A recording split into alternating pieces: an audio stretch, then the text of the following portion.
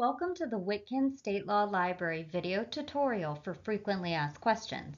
Our library has an exhaustive collection of historical and current California legislative, regulatory, and judicial materials available on-site to the public in paper, microfiche, and microfilm from 1849 to the present.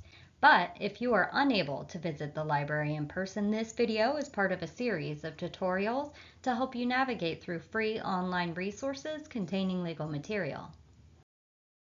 The present video tutorial is about searching the State Office of the Assembly Chief Clerk's archives for statutes and annotations. The Assembly Office of the Chief Clerk maintains an archive of statutes and code amendments dating back to 1849. Simply press the Archives link from the homepage. This is the Archives page. These statutes are chaptered versions of legislative bills that add, modify, or repeal language in the California codes. Follow the links to view the content, keeping in mind that the formats sometimes vary.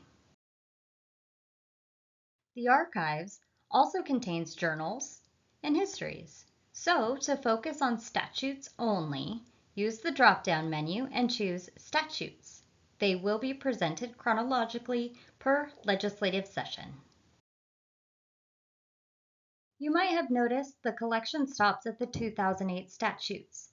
For subsequent years, you may be able to work around that by researching the related bill on the Legislative Information website. It dates back to 1999. How to find the bill number will be addressed later in the presentation. But first, let us take a closer look at a statute. The statutes are organized by chapter and section. These chapters were published with the Act's summary, annotations, and approval date.